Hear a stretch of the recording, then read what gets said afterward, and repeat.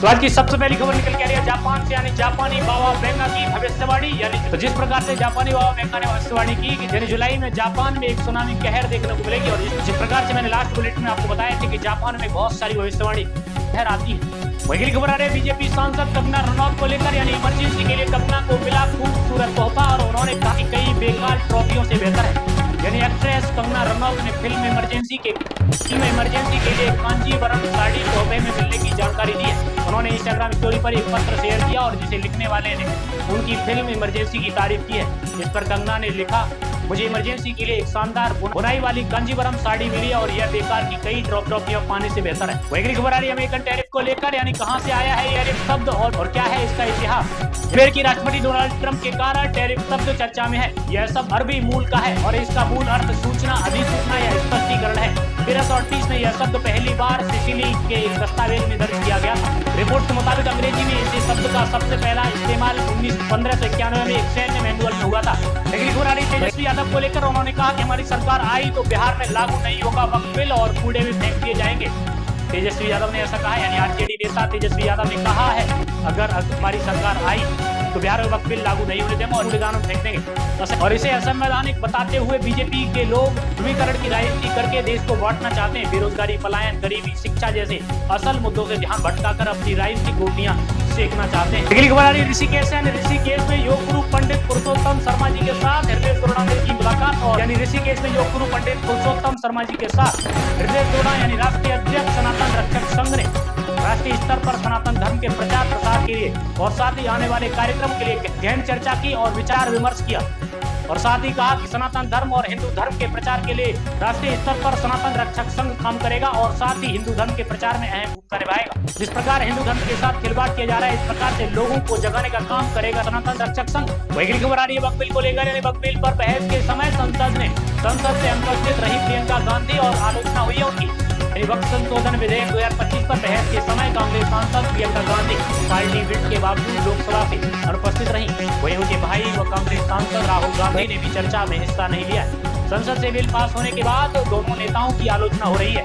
एक मलयालम अखबार में संपादकीय दोनों पर सवाल उठाया है। वही खबर आ रही है एसबीआई के फंड को लेकर, यानी एसबीआई के इस फंड ने 10,000 की एसआईपी से बनाया करोड़पति। यानी साल 1993 में लॉन्च होने के बाद SBI long term equity fund scheme ने निवेशकों को 17.94% TAGR का रिटर्न दिया है। एसबीआई एमएफ के मुताबिक इस स्कीम की शुरुआत 10,000 माह का निवेश 28 मार्च 2025 को बढ़कर 14.44 करोड़ हो गया है। रिपोर्ट के मुताबिक टैक्स सर्विस फंड निवेशकों का लाख रुपए का टैक्स बचाया जा सकता है। वही खबर आ रही है कुणाल कामरा को लेकर, विवादित टिप्पणी के मामले में मुंबई पुलिस के तीसरे समन पर भी पेश नहीं हुए कुणाल कामरा। यानी मुंबई पुलिस ने बताया कि stand up comedian Kunal Kamra Maharashtra के उप मुख्यमंत्री एकनाथ शिंदे के खिलाफ विवादित टिप्पणी करने के मामले में तीसरी बार पुलिस के सामने पेश नहीं हुए।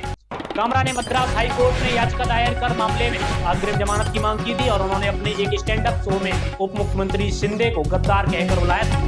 इलाहाबाद हाईकोर्ट के जज को लेकर, यानी कैश कांड में फंसे जज को इलाहाबाद के सुप्रीम कोर्ट के जज के रूप में शपथ ले लिया, वो भी चुप करके।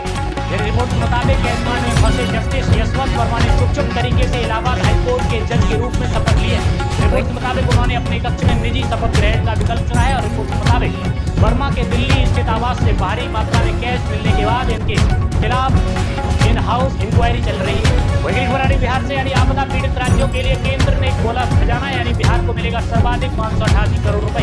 केंद्र सरकार ने 2024 में बाढ़ और बादल फटने, भूस्खलन और चक्रवाती तूफान से प्रभावित हुए राज्यों बिहार, हिमाचल प्रदेश, तमिलनाडु, पांडुचेरी को 1280.35 करोड़ की अतिरिक्त केंद्रीय सहायता राशि मंजूर की है। और इसमें बिहार को सर्वाधिक 588.73 करोड़ और हिमाचल प्रदेश को 136.22 करोड़, तमिलनाडु को 522.34 करोड़ और साथ ही पांडुचेरी को 33.06 करोड़ सहायता दी जाएगी। वही खबर आ रही है अखिलेश यादव को लेकर, यानी देश में 99% लोग शेयर बाजार की तबाही से तबाह हो रहे हैं। बाजार में गिरावट पर अखिलेश यादव ने ऐसा बयान दिया है। यानी सपा अध्यक्ष अखिलेश यादव ने भारतीय शेयर बाजार में शुक्रवार को 9.5 लाख करोड़ स्वाहा होने को लेकर ट्वीट किया।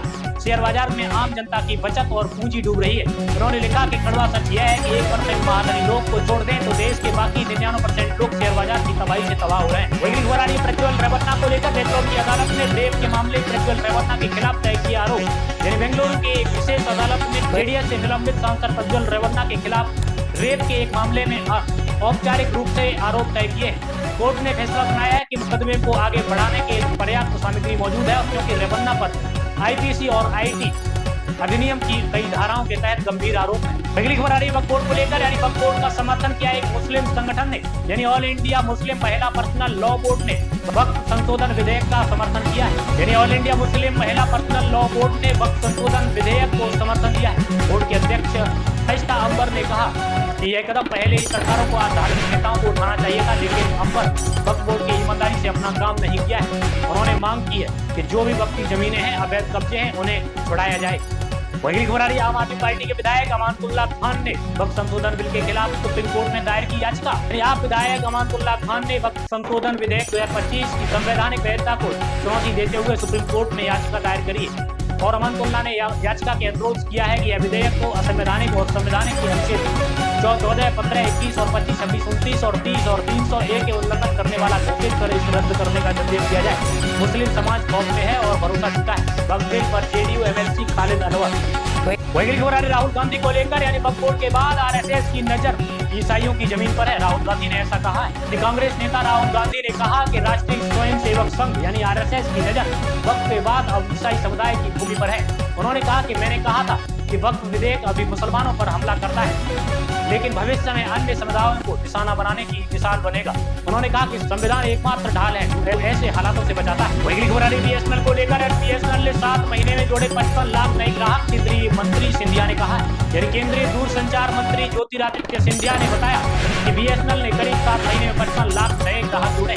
उन्होंने बताया कि कंपनी ग्राहकों को लेकर बेहतर सुविधा देने की लगातार अपनी सर्विस में सुधार कर रही है। सिंधिया के मुताबिक जून 2024 से फरवरी 2025 तक कंपनी के सब्सक्राइबर्स की संख्या 8.55 करोड़ से बढ़कर 9.1 करोड़ पहुंच गई है। नक्सलियों को लेकर तेलंगाना में 86 नक्सलियों ने पुलिस के समक्ष किया आत्मसमर्पण। यानी झाकपा माओवादी के 86 सदस्यों ने शनिवार को तेलंगाना के मदुराई कोठागुडेम जिले के पुलिस के समक्ष आत्मसमर्पण किया।